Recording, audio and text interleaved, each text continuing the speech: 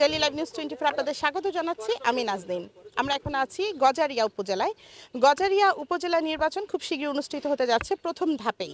আমরা যার সাথে কথা বলবো তিনি এই উপজেলার চেয়ারম্যান পদে নির্বাচন করছেন, যারা মনসুর আহমেদ খান জিনহা। কেমন চলছে নির্বাচনী আমেজ? আলহামদুলিল্লাহ, শতভাগ স্বতঃস্ফূর্ত, অবাধ, সুষ্ঠু, নিরপেক্ষ, শান্তিপূর্ণ নির্বাচন অনুষ্ঠিত হওয়ার জন্য যা যা করা প্রয়োজন আমরা সেই লক্ষ্যে এগিয়ে যাচ্ছি। সাধারণ ভোটারদের কাছে কতটা পৌঁছাতে পারলেন? শতভাগ। আমি হয়তো শতভাগ পৌঁছতে পারিনি, যেতে পারিনি, কিন্তু আমার পরিবার, আমার দলীয় নেতাকর্মী প্রত্যেকের ঘরে ঘরে গিয়ে আমার সালাম পৌঁছায় দিয়েছে। এ নিয়ে আমি একদম আশাবাদী। আগামী যে 8ই মে অনুষ্ঠিত নির্বাচন, সে নির্বাচনে নিশ্চিতভাবে জয়লাভ করব আল্লাহর রহমতে। 5জন প্রার্থী আছেন। একজন প্রার্থী, তার ছেলে, তার ভাতিজা প্রার্থী, আর আমরা 2 ভাই ছিলাম প্রার্থী।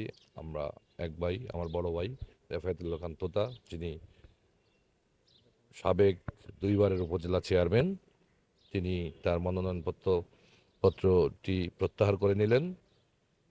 কারণ উনি মনোনয়নপত্র জমা দেওয়ার পূর্বেই আমাকে সমর্থন দিয়েছেন, যে কারণে আজকে বিভিন্ন জন, মানে আমাদের তো দীর্ঘদিন একটা বিরোধ ছিল আমাদের 2 ভাইয়ের মধ্যে, মারামারির বিরোধ না, রাজনৈতিক বিরোধ।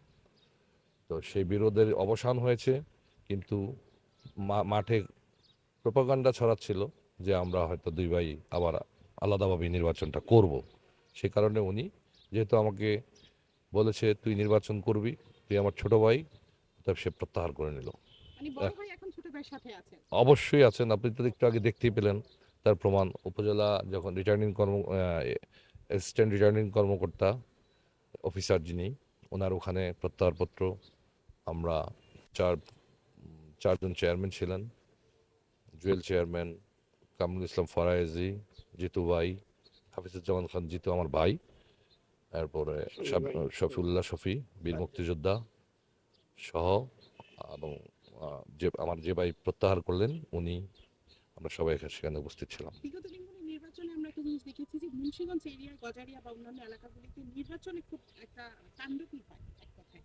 আপনি কতটা আসলে নিজেকে আশ্বস্ত বা নিশ্চিত হতে পারছেন যে আগামীতে সুষ্ঠু সুন্দর নির্বাচনের পরিবেশ এখানে বজায় থাকবে? অবাধ, সুষ্ঠু, শান্তিপূর্ণ নির্বাচন অনুষ্ঠানের জন্য যা যা করণীয়, প্রশাসন যদি সেই সহযোগিতা করে, আমি গজারিয়াকে একটা মডেল, একটা শান্তিপূর্ণ নির্বাচন উপহার দেওয়ার জন্য যা যা প্রয়োজন, আমি এটাকে একটা উদাহরণস্বরূপ, গজারিয়ার একটা উদাহরণ, সারা বাংলাদেশে একটা উদাহরণ সৃষ্টি করতে চাই যে গজারিয়া এত শান্তিপূর্ণ, অবাধ, সুষ্ঠু নির্বাচন অনুষ্ঠিত হয়েছে।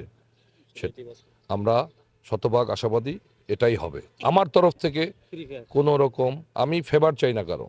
আমি চাই প্রশাসন ফ্রি ফেয়ার নির্বাচন অনুষ্ঠানের জন্য যা যা করণীয় করবে, আমরা তাদেরকে শতভাগ সহযোগিতা করব, এবং আমরা ফেভার চাই না, শুধু ফেয়ার চাই। এটাই আমার বক্তব্য। বিগত দিনের নির্বাচনগুলিতে দেখেছিলাম যে সাধারণ ভোটার উপস্থিত কম, কিন্তু এবার যেহেতু উন্মুক্ত নির্বাচন, সেক্ষেত্রে সাধারণ ভোটারদের কতটা ভোট কেন্দ্রে আনতে পারবেন বলে মনে করেন? আমার বিশ্বাস সাধারণ ভোটাররা এবার উৎসাহিত হবেন, যেহেতু কোনো প্রতীক নেই, দলীয় প্রতীক নেই, নির্বাচন হচ্ছে স্বতন্ত্রভাবে। সেই জন্য দল মত নির্বিশেষে সকলেই ভোট কেন্দ্রে উপস্থিত হবেন।